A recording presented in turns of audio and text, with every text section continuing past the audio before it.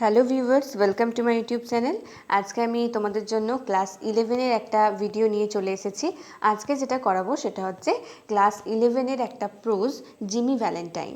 এটার টেক্সটটা আমি 3টে পার্টে পড়াবো, কারণ বেশ বড় টেক্সটটা একটা ভিডিওতে করলে অনেকটা বড় হয়ে যাবে, সেই জন্য আমি 3টে পার্টে পড়াবো, যেভাবে আগের প্রোজগুলো পড়িয়েছি। আর এরপর এটা থেকে এমসিকিউ, এসএকিউ এবং ব্রড কোশ্চেন, প্রিভিয়াস ইয়ার সহ সবই আমি দেবো। তোমরা ফলো করছো নিশ্চয়ই চ্যানেলটা, যারা নিয়মিত ফলো করো তারা নিশ্চয়ই জানো। আর যদি কেউ এখনও সাবস্ক্রাইব না করে থাকো, অবশ্যই সাবস্ক্রাইব করে দাও, কারণ আমি এভাবে গোটা 11-এর সমস্ত টেক্সট কভার করব, যেগুলো তোমাদের অবশ্যই অনেকটাই হেল্প করবে। আর যদি ভিডিওগুলো ভালো লাগে অবশ্যই বন্ধুদের মধ্যে শেয়ার করবে। চলো তাহলে শুরু করি ক্লাসটা। আজকে করাবো জিমি ভ্যালেন্টাইনের পার্ট 1। দেখো, জিমি ভ্যালেন্টাইন ও হেনরির লেখা। প্রথমে লেখক সম্পর্কে 2-4 লাইন আছে, দেখো। উইলিয়াম সিডনি পোর্টার, ও হেনরির পুরো নাম হচ্ছে William Sydney Porter, 1862 to 1910, popularly known as O Henry, যিনি ও হেনরি নামে পরিচিত বেশি ছিলেন। Was a noted short story writer from the United States of America. আমেরিকার ইউনাইটেড স্টেটসে তিনি বাসিন্দা ছিলেন এবং তিনি সেখানকার একজন বিখ্যাত ছোট গল্পের লেখক ছিলেন ও Henry. His famous short story collections include Cabbages and Kings 1904, The Trimmed Lamp 1910 and The Gentle Grafter 1919। তাহলে এগুলো হচ্ছে তার লেখা বিখ্যাত কিছু ছোট গল্পের কালেকশনের নাম। এরপর দেখো, এই যে জিমি ভ্যালেন্টাইন, এইটা কীরকম গল্প সেটা নিয়ে লেখা রয়েছে, দেখো। The short story, this short story has been taken from the collection roots of destiny 1909। তাহলে 1909 সালে লেখা ছোট গল্পের একটা কালেকশন রুটস অফ ডেস্টিনি থেকে এই যে জিমি ভ্যালেন্টাইন, এই গল্পটা নেওয়া হয়েছে। The story is marked by humour and sentimentality. তাহলে এই গল্পে হাস্যরস এবং সংবেদনশীলতাকে খুব সুন্দরভাবে দেখানো হয়েছে। The surprise at the end is typifying characteristics of O হেনরির শর্ট স্টোরি। আর শেষে যে সারপ্রাইজটা রয়েছে সেটা হচ্ছে ও হেনরির গল্পের একটা বিশেষ বৈশিষ্ট্য, সেটাও এই গল্পের মধ্যে আমরা পাবো সেই বিশেষ বৈশিষ্ট্যকে। বুঝতে পেরেছো? এবার চলো আমরা টেক্সটটা শুরু করি। A guard came to the prison shoe shop. জেলখানার যে জুতোর যে দোকান ছিল সেখানে একজন গার্ড এলেন। Where Jimmy Valentine was assiduously teaching uppers and escorted him to the front office. এসে কি করলেন না, জিমি ভ্যালেন্টাইন যেখানে খুব সন্তর্পণে জুতোর ওপরের অংশের কাজগুলো করছিলেন, সেখান থেকে সে একজন গার্ড এসে জিমিকে সেখান থেকে পাহারা দিয়ে সামনের অফিসে নিয়ে গেল। There the warden handed Jimmy his pardon. সেখানে জেলের যে কারাধ্যক্ষ ছিলেন তিনি জিমি ভ্যালেন্টাইনের হাতে একটা ক্ষমাপত্র দিলেন। Which he had been sign that morning by the governor, যেটা তিনি সকালবেলায় গভর্নরের কাছ থেকে সই করে রেখেছিলেন। Jimmy took it in a tired kind of way. Jimmy এই ক্ষমাপত্রটা অত্যন্ত ক্লান্তিকর একটা ভঙ্গিমাতে নিলেন। He had served nearly 10 months of a 4 year sentence. তার 4 বছরের জেল হয়েছিল, সেই 4 বছরের জেলের মধ্যে তিনি প্রায় 10 মাস সাজা কাটিয়ে ফেলেছেন। He had expected to stay only about 3 months। তিনি আশা করেছিলেন তাকে খুব বেশি হলে 3 মাস থাকতে হবে, অ্যাট দ্য লংগেস্ট, খুব বেশি হলে তাকে হয়তো 3 মাস এখানে জেলে থাকতে হবে। When a man with as many friends on the outside as Jimmy Valentine had is received in the steel, it is hardly worthwhile to cut his hair. Jimmy ভ্যালেন্টাইনের মতো মানুষ, যার বাইরে, জেলের বাইরে এত চেনা পরিচিত বন্ধু বান্ধব রয়েছে, তাকে তার গায়ে হাত দেওয়া, তার একটা চুল বাঁকিয়ে ফেলাও সম্ভব নয়, সেটাই বলতে চাই। জিমি ভেবেছিল যে তার 10 বছর 4 বছরের যে সাজা হয়েছিল তার মধ্যে হয়তো তার খুব বেশি হলে তাকে 3 মাস জেলে কাটতে হবে, তার মধ্যেই সে ক্ষমাপত্র পেয়ে যাবে। কিন্তু এখানে অনেকটা দেরি হয়ে গেছে, 10 মাস হয়ে গেছে, সে কাটিয়ে ফেলেছে 10 মাস জেলে। সেই জন্যই যেন একটা ক্লান্তিকর একটা অনুভূতি বা একটা এটা সে এক্সপেক্ট করেনি, এরকম একটা তার ফিলিংসটা হচ্ছে, বা এরকম একটা এক্সপ্রেশন চোখে মুখে ফুটে উঠছে। তো সেটাই ভেবেছিল, কারণ জিমির বাইরে এত পরিচিতি রয়েছে, সে ভাবেনি যে তাকে এতদিন জেলে থাকতে হবে। তাহলে তাকে ক্ষমাপত্র পাওয়ার জন্য কতদিন অপেক্ষা করতে হয়েছিল? 10 মাস অপেক্ষা করতে হয়েছিল। ঠিক আছে, এবার দেখো। Now Valentine said the warden বললেন, কি Valentine, you will go out in the morning. তুমি তো সকালবেলায় বেরিয়ে যাচ্ছ। Brace up and make a man of yourself, you are not a bad fellow at heart. তুমি নিজেকে তৈরি করে নাও, কারণ তুমি একেবারে মনের দিক থেকে কিন্তু খারাপ মানুষ নও। তুমি নিজেকে প্রস্তুত করো, ঠিক করো। Stop cracking safes and live straight. তাহলে কি বলছে না, তুমি এই সমস্ত ক্র্যাক সেফ ভাঙার যে কাজ করো, মানে হচ্ছে সে জিমি কি কাজ করে দেখো, কেন জেলে এসছে এখানটায় লেখা আছে, এই লাইনটা দেখলে বুঝতে পারবে। তুমি যে সিন্ধুক ভাঙার যে কাজ করো, সিন্ধুক যে ভাঙো সেগুলো বন্ধ করো, বন্ধ করে সোজা পথে রোজগার করো, সোজাসুজি জীবনযাপন করো, সহজ জীবনযাপন করো। তাহলে এটা ওয়ার্ডেন তাকে বলছেন যে ভ্যালেন্টাইন, এবার তো তুমি কাল সকালে বেরিয়ে পড়ছো, তাহলে এবার তুমি নিজেকে পাল্টাও, তুমি মনের দিক থেকে খারাপ নাও, তো এই সমস্ত সিন্ধুক টিন্দুক ভাঙার কাজ বন্ধ করো এবার। তখন জিমি কি বলছে, me said Jimmy in surprise. অত্যন্ত অবাক হয়ে জিমি বলল, আমি? Why, I never cracked a safe in my life. আমি জীবনে কখনো কারোর সিন্ধুক ভাঙিনি। Oh no, laughed the warden. তখন ওয়ার্ডেন হেসে বললে, আরে না না, ও অফকোর্স নট। তাই নাকি? Let's see now. তাহলে দেখা যাক এখন। How was it you happened to get sent up on this Springfield job? তাহলে তোমাকে স্প্রিংফোল্ডের কাজের জন্য কেন এখানে আনা হয়েছিল? Was it because you won't prove an alibi for fear of compromising somebody in extremely high tone society? তাহলে কি তুমি সমাজের খুব মানে বড়সড় একজন নেতা মন্ত্রী বা একজন বড়সড় মাথাকে লোকানোর জন্য তুমি সব দোষটা নিজের ঘাড়ে নিয়ে নিয়েছিলে? Or was it simply a case of a mean old jury that had in it for you? নাকি এটা নিজ মানসিকতা সম্পন্ন একটা বুড়ো জুরির কাজ যে তোমাকে মিথ্যে মিথ্যে সাজা দিয়ে দিল? তাহলে এটা বলছে, তাহলে তোমাকে স্প্রিংফিল্ডের কারণের জন্য, স্প্রিংফিল্ডে যে ঘটনাটা ঘটেছিল সেই কারণে তোমাকে কেন জেলে আনা হলো?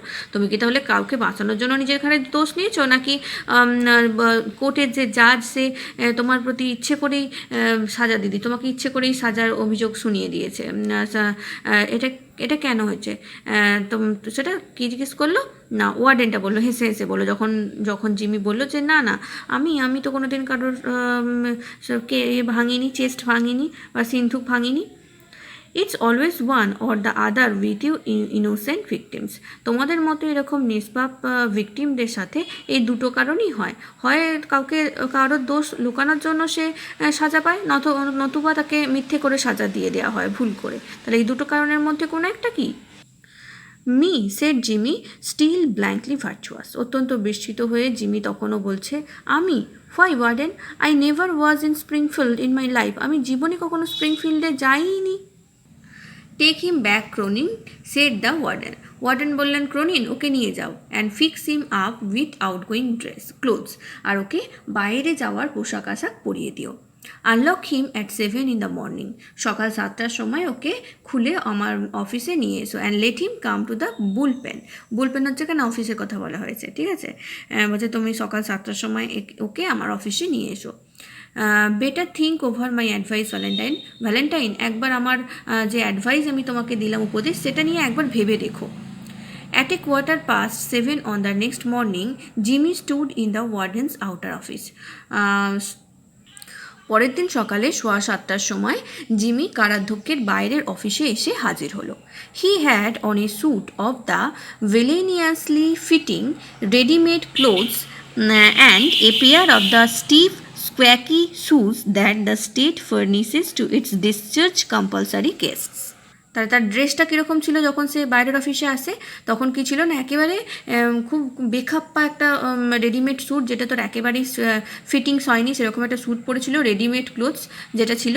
আর হচ্ছে কি pair of stiff squeaky shoes, আর ক্যাচ ক্যাচ আওয়াজ করা একটা জুতো তো পরেছিল। সেটা কি কেন দেওয়া হয়েছিল তাকে? That the state furnishes its discharge compulsory guest. যখন রক্ষণীয় অতিথিরা ছাড়া পায় তখন তাদেরকে এই পোশাকটা দেওয়া হয়, তো সেই জন্যই জিমিকেও সেই পোশাক দিয়েছিল। তো সেই জন্যই তাকে এই পোশাক দিয়েছিল, আর সে এরকম পোশাকে পরিহিত হয়ে বাইরে বেরিয়ে এসেছিল। ওই যে প্রথমে আগে আমরা দেখলাম ক্রোনিনকে বলেছিল যে বাইরে যাওয়ার ড্রেস দিয়ে দিতে, আর এটাই হচ্ছে তার বাইরে যাওয়ার ড্রেস, এই ড্রেসটাই দেওয়া হয়েছিল। The clerk handed him a railroad ticket and a $5 bill with which the law expected him to rehabilitate himself into good citizenship and prosperity. আর তার হাতে ক্লার্ক এসে কি দিল? কেরানি তার হাতে একটি রেলের ভ্রমণের একটা টিকিট এবং $5 নোট তুলে দিল, যেগুলির সাহায্যে আইন রক্ষকেরা মনে করতেন যে সে সুনাগরিকত্ব এবং সমৃদ্ধির পথে এগিয়ে যাবে। মানে সে তো জেলে আছে, জেলে থাকলে তো বাইরে বেরোলে যদি টাকা পয়সা না থাকে আবার সেই খারাপ কাজে করবে যেটার জন্য সে জেলে গেছে, সেই জন্য তাকে বেরোনোর আগে এই টাকাটা এবং আর এই টিকিটটা দেওয়া হলো যাতে করে সে বেরিয়ে অন্তত কিছুদিন কাটাতে পারে। The warden gave him A cigar and shook hands. Warden বা কারাধ্যক্ষ তাকে একটা সিগারেট দিলেন এবং তার সাথে হাত মেলালেন। Valentine 9762 was chronicled on the books pardoned by governor and Mr. James Valentine walked out into the sunshine. Valentine হচ্ছে তার কয়েদি নাম্বার কি না 9762, এটা কিন্তু খুব ইম্পর্টেন্ট, তার কয়েদি নাম্বারটা শর্ট প্রশ্নে আসে। তাহলে ভ্যালেন্টাইনের কয়েদি নাম্বার ছিল 9762, যাকে গভর্নর কর্তৃক যাকে ক্ষমাপত্র প্রদান করা হয়েছে তাকে পার্ডন বাই গভর্নর। কে ক্ষমাপত্র দিয়েছিল এটাও প্রশ্নে আসে, তাহলে কে দিয়েছিল? গভর্নর। তাহলে গভর্নরের দ্বারা ক্ষমাপত্র তাকে দেওয়া হয়েছিল এবং তিনি হলেন জিমি ভ্যালেন্টাইন। তিনি কি করলেন? ছাড়া পাওয়ার পর walked out into the Sunshine, রোদ ঝলমলে বাইরের জগতে পা রাখলেন। তাহলে কি এতদিন জেলের ভেতর অন্ধকারের মধ্যে ছিলেন, ছাড়া পাওয়ার পর জেলের কয়েদি যেরকম বেরোয় আর কি সেভাবেই ভ্যালেন্টাইন বেরোলো, যার কয়েদি নাম্বার ছিল 9762। মনে রাখবে এটা।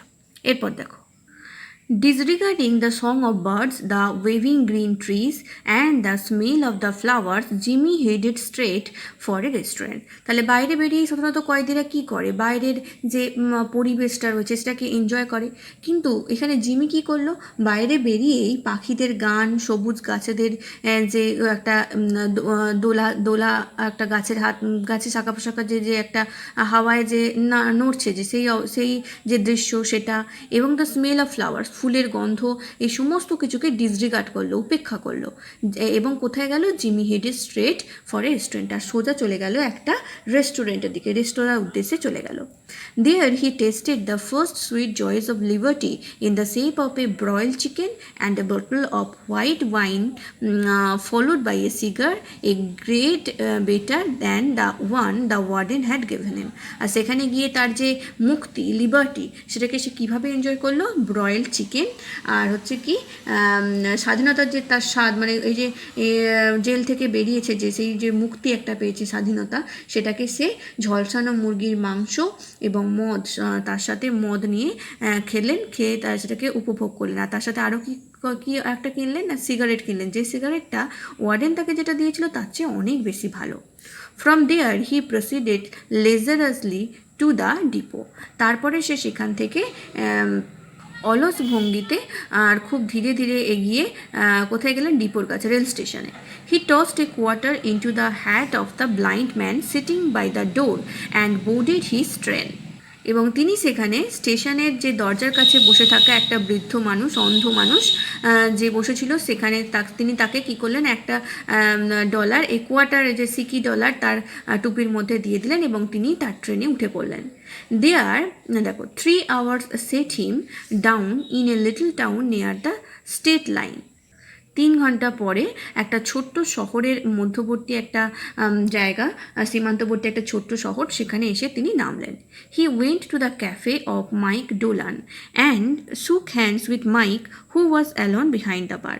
এবং তিনি সেখানে এসে কোথায় গেলেন? যে জনৈক একজন মাইক ডোনাল্ড বলে একজন ছিলেন, যেই তার একটা কফি শপ ছিল, সেই কফি শপ বা বার বলতে পারো, সেই বারে গেলেন, ক্যাফের মধ্যে গিয়ে সেখানে তার সাথে হাত মেলালেন। আর তখন বারের ভেতরে তিনি একাই ছিলেন, মাইক ডোলান একাই ছিলেন, আর কেউ ছিল না। Sorry, we couldn't make it sooner Jimmy, me boy said Mike. Mike বলল, জিমি, আমি খুবই দুঃখিত যে ব্যাপারটা আমরা এর আগে মেটাতে পারিনি। মানে কি? মানে তোমাকে যে আগেই ছাড়াতে পারিনি সেই জন্য দুঃখিত, কারণ যে ভেবেছিল 3 মাসের মধ্যে ছাড়া পেয়ে যাবে কিন্তু 10 মাস থাকতে হয়েছে, সেটাই বলছে মাইক, যে জিমি সরি, আমরা খুবই দুঃখিত, তোমাকে আগে বের করতে পারিনি। But we had that protest from Springfield to buck against and the governor nearly balked, feeling all right. তাহলে কী বলছে এখানে? কিন্তু আমরা স্প্রিংফিল্ড থেকে সরাসরি প্রতিবাদের একটা বিরোধিতার মুখে পড়েছিলাম, আর এর ফলে কী হয়েছিল? গভর্নরও বেঁকে বসেছিল, কিছুতেই তোমাকে ক্ষমাপত্র দিতে চাইছিল না, সেই জন্যই দেরিটা হলো। তারপর হচ্ছে ফিলিং অল রাইট, তুমি ভালো আছো তো? Fine said Jimmy, got my key. তখন তুমি বলছে, হ্যাঁ ভালো, আমার চাবিটা দাও। He got his key and went upstairs. সে তার চাবিটা নিল এবং পিছনের দিকে, unlocking the door of a room at the rear, তাহলে পিছনের দিকে একটা দরজা খুলে সে ওয়েন্ট আপস্টেয়ার্স, ওপরে চলে গেল, সোজা দোতলার ওপরে চলে গেল। Everything was just as he had left it. সে যেভাবে সব কিছু ছেড়ে গেছিলো এখনও দেখলো ঘরের ভেতর সেই সব কিছুই আছে। Unlocking the door of the room at the rear, তাহলে যখনই দরজাটা খুললো তখন দেখলো ঘরের ভেতরে আগে, মানে যেদিন সে ঘরটা ছেড়ে গেছিলো যেভাবে, আজও ঠিক সেই রকমই রয়েছে। There on the floor was still Ben Price's collar button that had been torn from the eminent detective's shirt band when they had overpowered Jimmy to arrest him. এবং সে দেখলো মেঝের মধ্যে বেন প্রাইসের কলারের জামার যে কলার, সেই কলারের বোতামটা তখনও সেভাবেই পড়ে রয়েছে, যে বোতামটা যখন জিমিকে সে বেন প্রাইস ধরতে এসেছিলো তখন দুজনের মধ্যে যখন ধস্তাধস্তি হচ্ছিলো তখন ছিঁড়ে গেছিলো, তখন পড়ে গেছিলো ছিঁড়ে, সেটাও কিন্তু সেভাবেই পড়েছে, মানে ঘরে যেরকম যা ছিল সেভাবেই আছে, কোনো কিছু নড়চড় হয়নি, কোনো কিছু এদিক ওদিক হয়নি। Pulling out from the wall a folding bed, দেয়ালের গা থেকে একটা ফোল্ডিং বেডকে টেনে বের করলো Jimmy. Jimmy slid back a panel in the wall and dragged out a dust covered suitcase. আর সেখান থেকে জিমি কী করলো, দেয়ালের প্যানেল সরিয়ে টেনে একটা ধুলোয় ঢাকা সুটকেস বের করলো। He open this and gazed fondly at the finest set of burglar's tool in the East. সে এই যে সুটকেসটা, যে ধুলো জমা যে সুটকেসটা বের করলো, সেটা কী করলো, খুললো। খোলার পর সে একেবারে মমতা ভরা একটা দৃষ্টি নিয়ে সিন্ধুক ভাঙার চোরের যে সমস্ত প্রয়োজনীয় যে জিনিসপত্র সেই এর ভেতর ছিল, ওই বাক্সটার ভেতর, সেটার দিকে তাকিয়ে রইল। ইট ওয়াজ এ কমপ্লিট সেট। এটা ছিল একেবারে একটা কমপ্লিট সেট, সম্পূর্ণ একটা set, made of specially tempered steel and latest designs in drills, punches, brushes and beads, Jimny's clamps and augers, with 2 or 3 novelties invented by Jimmy himself in which he took pride. কী কী জিনিস ছিল না, এখানে ছিল বিশেষভাবে পান দেওয়া ইস্পাতের তৈরি সম্পূর্ণ সাম্প্রতিককালের নকশার একটা তুরপুন ছিল। তারপরে তোমার ফুটো করার যন্ত্র, যে drill machine, latest design drills, পাঞ্চেসের ফুটো করার যন্ত্র, তারপর ব্রাশেস অ্যান্ড বিটস, তারপরে হচ্ছে কি না ব্রাশেস অ্যান্ড বিটস, আর হচ্ছে জিমনিজ ক্ল্যাম্পস অ্যান্ড অগার্স উইথ 2 or 3 novelties। তাহলে আর কি ছিল, হাতলওয়ালা যে গর্ত তৈরি করার যন্ত্র, তারপরে খোঁচাযুক্ত শাবল, তারপরে ফুটো করার যন্ত্র, যেগুলো কিছু কিছু আবার জিমি নিজেই তৈরি করেছিল, আর যে জন্য সে গর্ববোধও করতো, মানে নিজে যেহেতু ওই যন্ত্রপাতিগুলো কয়েকটা আবিষ্কার করেছে, তৈরি করেছে, জন্য নিজের প্রতি সে অহংকার মানে গর্বিতও ছিল। Over $900 they had cost him to have made at a place where they make such things for the professions। আর এইটা কেনার জন্য, এই যে জিনিসপত্রগুলো সরঞ্জামগুলো তৈরি করার জন্য বা কিনতে বিশেষ একটা জায়গায় সেইগুলো বানিয়েছিল, সেই জন্য সেখানে প্রায় $900 বেশি খরচও হয়েছিল। মানে দেখো, সে কিন্তু জিমি যে কত বড় ধরনের একটা চোর, সেটা এই তার জিনিসপত্র দেখেই বোঝা যাচ্ছে, সামান্য চোর কিন্তু নয়। তাহলে অনেক কিছু যন্ত্রপাতিও তার রয়েছে, যেগুলো সে বিশেষ জায়গা থেকে বিশেষভাবে টাকা খরচ করে বানিয়েছে। In half an hour, Jimmy went downstairs and through the cafe. 8 ঘন্টা পর জিমি সিঁড়ি থেকে নেমে ক্যাফেতে ঢুকলো। He was now dressed in tasteful and well-fitting clothes and carried his dusted and clean suitcase in his hand। তাহলে এখন সে কী পরে রয়েছে, একেবারে রুচিসম্মত মানানসই পোশাক পরে রয়েছে। আর আগে তো কীরকম একটা বেখাপ্পা পোশাক পরেছিল, কিন্তু এখন একেবারে ফিটিং পোশাক পরে রয়েছে। আর তার হাতে রয়েছে যে সুটকেসটায় ধুলো পড়েছিল, সেই ধুলো পড়া সুটকেসটা ভালো করে ঝাড়পোছ করে মুছে সে হাতে ধরে রয়েছে। Got anything on, asked Mike Donald genially. তখন মাইক ডোনাল্ড তাকে অত্যন্ত আন্তরিকতার সুরে জিজ্ঞাসা করলেন, কি কাজটাজ কিছু জুটলো নাকি, মানে তার ড্রেস দেখে বলছে। Me said Jimmy in a puzzle tone. Jimmy অত্যন্ত বিস্মিত হয়ে বা হকচকিয়ে গিয়ে বলল, আমাকে কি মানে কি কিছুই বুঝতে পারছি না, এরকম একটা ভান করছে। আই ডোন্ট আন্ডারস্ট্যান্ড, কিছুই বুঝতে পারছি না। I am representing the New York amalgamated short snap biscuit crackers and frazzled wheat company. আমি তো এখন নিউ ইয়র্কের যে amalgamated short snacks biscuit crackers and frazzled wheat কোম্পানির প্রতিনিধিত্ব করছি। মানে সে যে এখানে কাজ বলতে কী বোঝানো হচ্ছে নিশ্চয়ই বুঝতে পারছো। জিমি সবসময় কিসের কাজ করে, সিন্ধুক ভাঙার কাজ করে। তাহলে মাইক ডোনাল্ড বলছে, কি কোথাও যে সুটকেস নিয়ে যাচ্ছ কি, কোনো কাজ টাজ পেয়েছো নাকি? তখন জিমি একেবারেই মানে কিছুই জানে না এরকম ভান করে বলছে, আমি তো এখন তো এই যে অ্যামালগামেটেড সব short snap biscuit cracker and frazzled wheat কোম্পানির একজন প্রতিনিধি। কী বলছো তুমি, আমি কিছুই তো বুঝতে পারছি না। This statement delighted Mike to such an extent that Jimmy had to take a seltzer and a milk on the spot। এই কথাটা শুনে, তার এই মন্তব্যটা শুনে মাইক এতটাই মানে মাইক ডোনাল্ড এতটাই আহ্লাদিত হলো যে জিমিকে তক্ষুনি ওখানে দাঁড়িয়েই এক গ্লাস সেলজার মেজানো দুধ পান করতে হলো। He never touched hard drinks, কারণ জিমি কখনো মদ খেত না। তো আজকের ভিডিওটা এই পর্যন্তই। পরের পার্টে আমি নেক্সট পার্টগুলো পড়াবো। 3টে পার্টে আমি পড়াবো এই গল্পটা, যেভাবে আগের প্রোজগুলোও পড়িয়েছি। তোমরা ফলো করতে থাকো ভিডিওটা, আর ভালো লাগলে অবশ্যই চ্যানেলটাকে সাবস্ক্রাইব করে বেল আইকনটা প্রেস করে দিও। Thank you.